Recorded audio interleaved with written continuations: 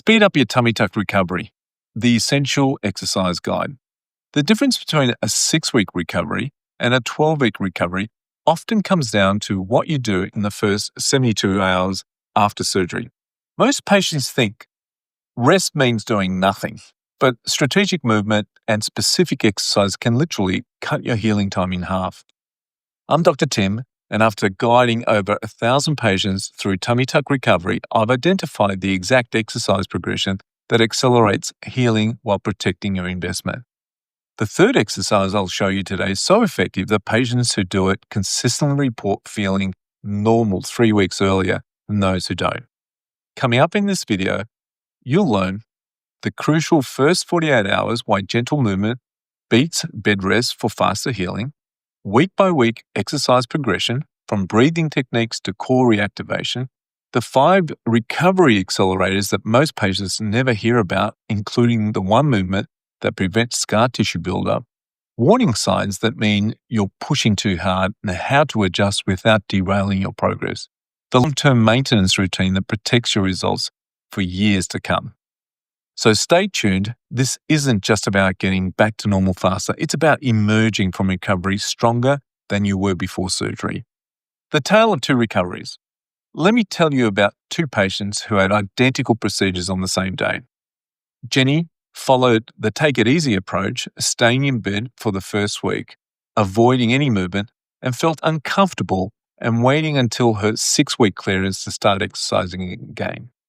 Maria, on the other hand, started gentle breathing exercise on day 1, began walking within hours of surgery, and followed a progressive movement routine I'm about to share with you.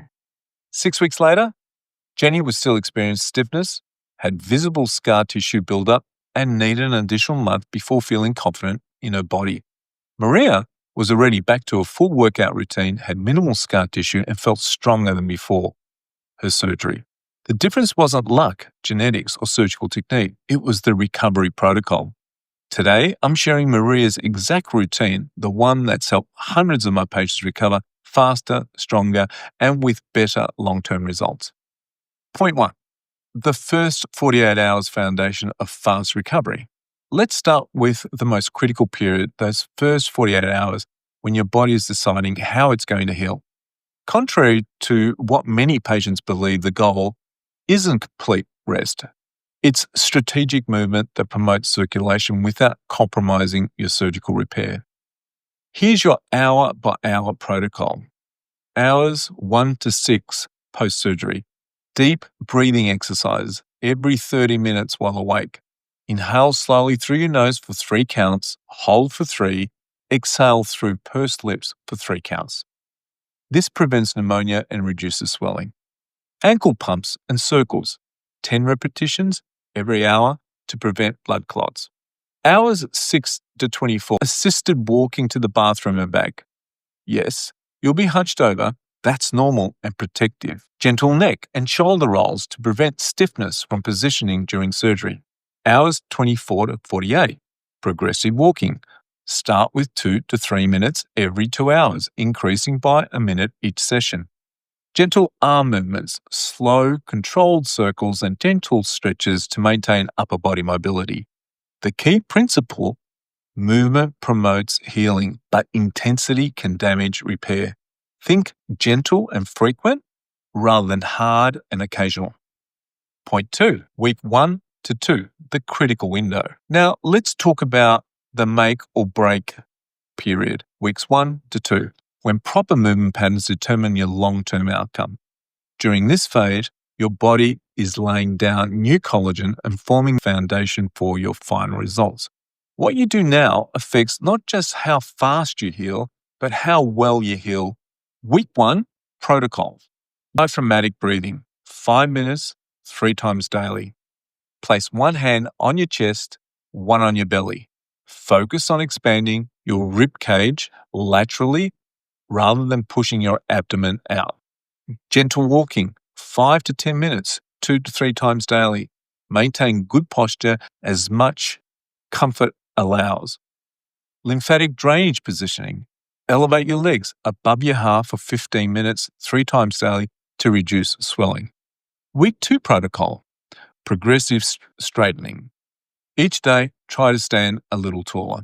Don't force it, but encourage gradual movement. Gentle spinal mobility. Seated, slowly rotate your spine left and right, 10 repetitions each direction. Light stretching. Gentle neck, shoulder, and hip flexor stretches to prevent compensatory tightness. Remember, discomfort is normal, sharp pain is a warning. Listen to your body, but don't let fear keep you motionless. Point 3.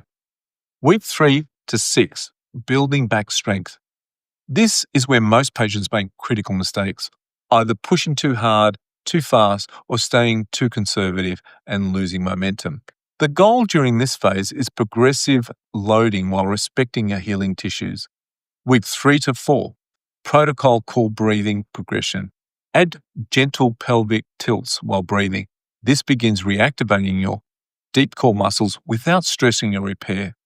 Stationary bike or gentle elliptical, 10 to 15 minutes at an easy pace. This promotes circulation without impact stress. Upper body resistance, light weights for arms and shoulders, avoiding any movement that engages your core. Week 5 to 6 protocol, modified planks. Start with wall planks, progress to incline planks on a bench. Hold for 10 to 30 seconds. Gentle yoga or stretching classes focus on mobility and flexibility rather than strength. Progressive walking. Build up to 30 to 45 minutes of comfortable walking. The secret during this phase is challenge your body systematically while honoring the healing process. Point 4. Week 6 plus. Return to full activity. Getting medical clearance at 6 weeks doesn't mean jumping back into your pre-surgery routine. It means beginning the transition back to normal activity. Here's how to do it safely and effectively.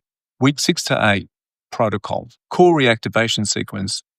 Dead bugs, modified bird dogs, and gentle bridges. Start with 5 to 10 repetitions. Focus on control over intensity. Low impact cardio progression. Increase walking duration and add incline. Swimming is excellent if your incisions are fully healed. Functional movement patterns, squats, lunges, and step-ups with body weight only. Week 8 to 12, protocol. Progressive resistance training. Add light weights to your functional movements. Increase load by 10 to 15% weekly. Sport-specific movements. If you play tennis, golf, or other sports, begin practicing the movements without equipment. Core strengthening progression. Traditional planks, side planks, and anti-rotation exercise. The goal isn't just getting back to where you were, it's building a stronger, more resilient core than you had before surgery. Point 5. The recovery accelerators, the secret weapons. Now let me share the 5 recovery accelerators that can dramatically speed your healing. 1. Scar tissue massage, week 3 plus. Gentle circular motions over your incision site, 5 minutes daily. This prevents adhesions and improves the final scar appearance. 2. Compression garment cycling. Wear your garment consistently, but remove it for 30 to 60 minutes daily to allow skin breathing and prevent dependency. 3. Hydration protocol. They say that 35 mL per kilogram body weight daily, plus electrolytes. For example, if you weigh 70 kilograms, aim for 2.5 liters of water daily. Proper hydration is crucial for tissue healing. 4. Sleep positioning. Maintain elevation for 2 to 3 weeks, then gradually transition to flat sleeping. Quality sleep accelerates every aspect of recovery. And 5. Stress management. Chronic stress delays healing. Practice meditation, gentle yoga, or other stress reduction techniques daily. These aren't optional extras. They are essential components of optimal recovery.